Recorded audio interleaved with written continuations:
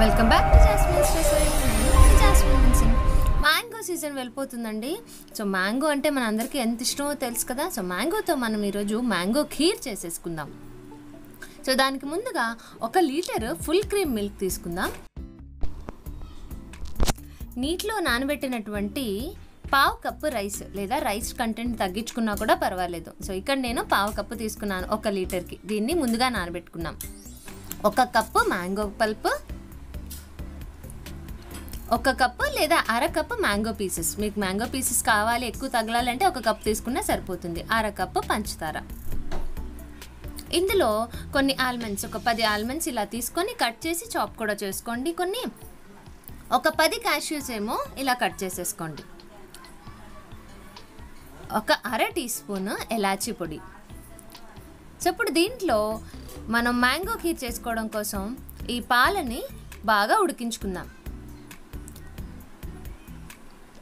So చూడండి, ఇలాగా ఒక్క మరుగు రాగానే ఈ పాలల్లో మనం ముందుగా నానబెట్టుకున్నటువంటి రైస్ ఉంది చూడండి, ఆ రైస్ని వేసేసుకుందాం. చాలా రైస్ వేసేసుకొని ఒక్కసారి కలుపుకొని మధ్య మధ్యలో కలుపుతూ ఉండాలి. ఎందుకంటే కింద అడుగు అంటుకోకుండా ఉండడం కోసం మధ్య మధ్యలో కలుపుతూ ఉండాలి. చూసారా, ఇలా పాల యొక్క కన్సిస్టెన్సీ కొంచెం తగ్గింది, కొంచెం గట్టి పడుతుంది. సో ఇలాంటప్పుడు మనం కట్ చేసి పెట్టుకున్నటువంటి ఆల్మండ్స్, కట్ చేసి పెట్టుకున్నటువంటి క్యాష్యూస్ కూడా వేసుకొని ఒక్కసారి కలుపుకొని ఇంకొంచెం సేపు మరిగిద్దాం. సో పాలు అనేవి చాలా థిక్ కన్సిస్టెన్సీ వచ్చేసినంత వరకు మనం మరిగించుకుంటే చాలా బాగుంటుంది. అంటే ఆ పాల యొక్క లెవెల్ ఆల్మోస్ట్ సగానికి వచ్చేసినంత వరకు. సో ఇలా బాగా గట్టిపడగానే మనం పంచదార ఇప్పుడు వేసుకోవాలి. ముందుగా వేసుకుంటే పాలు కొంచెం ఉడకడానికి చాలా టైం పడుతుంది, ఆ బియ్యం ఉడకడానికి కూడా చాలా టైం పడుతుంది. సో లాస్ట్లో పంచదార వేసుకుంటేనే మనకి ఖీర్ అనేది మంచి టేస్ట్ కూడా వస్తుంది. సో ఇప్పుడు మ్యాంగో ఖీర్కి ఇంకా టేస్ట్ రావాలి అంటే ఇలాచీ పౌడర్ వేసుకొని, ఇంకా మంచి సీక్రెట్ కూడా చెప్తాను. సో ఇలాచీ పౌడర్ వేసి ఆఫ్ చేసేయండి ఫ్లేమ్ని. సో లెవెల్ చూసారా, పాల లెవెల్ ఫుల్గా ఉండేవి తగ్గిపోయింది. ఇదే మన సీక్రెట్ అండి.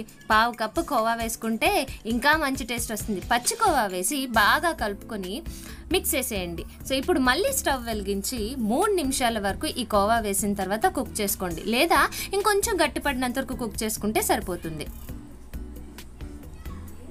సో బాగా కుక్ అయిపోయింది చూసారా, మంచి థిక్ కన్సిస్టెన్సీ వచ్చేసింది.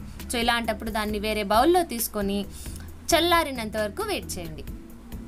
సో బాగా చల్లారిన తర్వాత మన మ్యాంగో పల్ప్ ఏదైతే ఉందో అది కూడా వేసేసుకొని బాగా కలిపేసుకోండి. సో ఇది మ్యాంగో ఖీర్ కాబట్టి మనం ఈ మ్యాంగో పల్ప్ని ఎంత వేసుకుంటే అంత బాగుంటుంది. మీకు కావాలంటే ఇంకొంచెం ఎక్కువ కూడా వేసుకోవచ్చు. ఇలా బాగా మిక్స్ చేసేసుకొని మధ్య మధ్యలో మ్యాంగో పీసెస్ తగులుతూ ఉంటే ఇంకా టేస్ట్ బాగుంటుంది కదా. సో అందుకు మనం కట్ చేసి పెట్టుకున్నటువంటి మ్యాంగో పీసెస్ కూడా వేసేసుకుందాం. సో చూసారా, ఇలా పైన క్యాష్యూస్తోని ఆల్మండ్స్తోని గార్నిష్ చేసి దీన్ని రిఫ్రిజిరేటర్లో పెట్టుకొని చల్లగా మన గెస్ట్ కానీ పిల్లలకి కానీ ఇంట్లో వాళ్ళకి కానీ సర్వ్ చేసినట్లయితే చాలా ఎంజాయ్ చేస్తూ తింటారు.